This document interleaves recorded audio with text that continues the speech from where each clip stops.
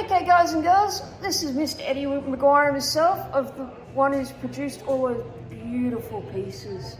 Thank you. I love how you've enhanced them with the wood. It is beautiful. The nature you bring out. Yeah, well, that's been a journey for a few years. My influence was coming from China and Japan. Yeah, I videoed and read out your message there. Okay.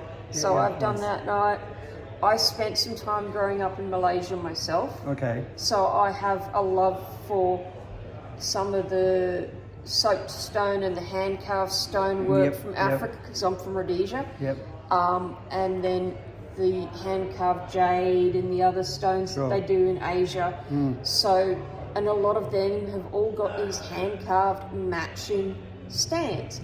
A lot like these ones. Well, I mean, that'd be the Chinese influence as they migrated to those other countries, especially Malaysia. Definitely. So, I mean, definitely, that's been my influence. It's a very Chinese influence that we have. But it's like, it's taking a stone, which is beautiful in itself, and you're just putting it on this pedestal. That's so all look it at is. me now, It's you know. the most gorgeous way. A lot of stones will just naturally just be laying flat, but if you can prop them up into the vertical and see the features of the stone, the shape of the stone, did well. And that's been the concept for a long time. Some stones, they need to be flat. I mean, even my wedding ring's open. Some stones need to be flat, other stones, they need to be in a pendant format. You've got the most gorgeous combination pendant there. Can I ask about it? Yeah.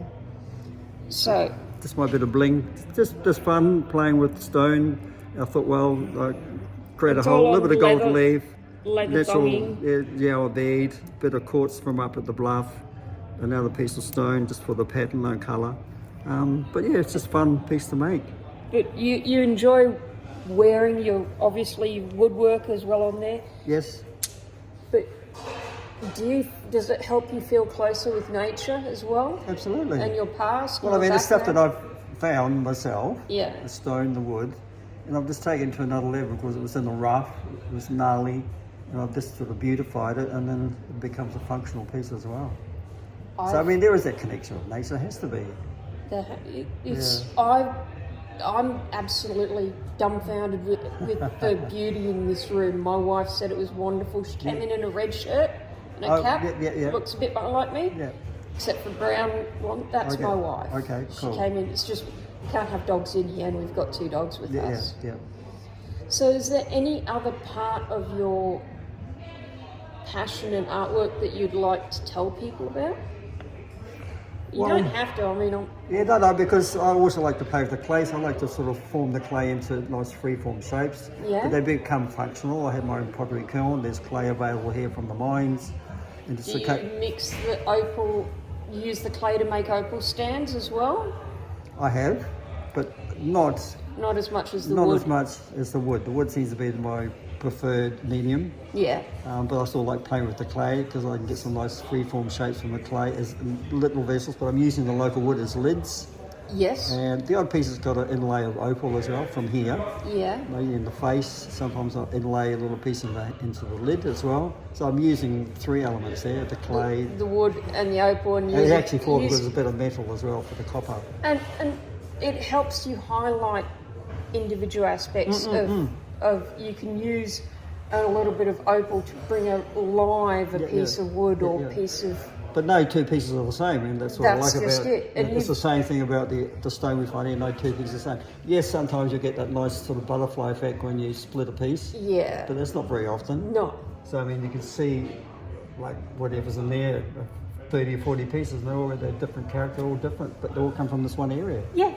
And the thing is, what we've found, what my wife talks about, is she lets the opal talk to her.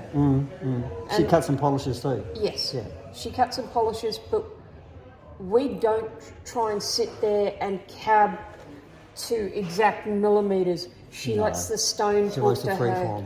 Freeform the stone. She will still calibrate, but free-forming she finds more passionate because she's communicating with the stone. Well, the stone, in a sense, communicating with you, is saying, look, follow me this way, you know? Yeah. So that kind of controls, not control, but sort of says, this is what I should be doing to that stone. Yeah. Rather than going for any little eye of colour and separating that and think, well, that's going to make a nice little ring. You may be at the same level, we're not, but it's like Michelangelo when he said he did his David.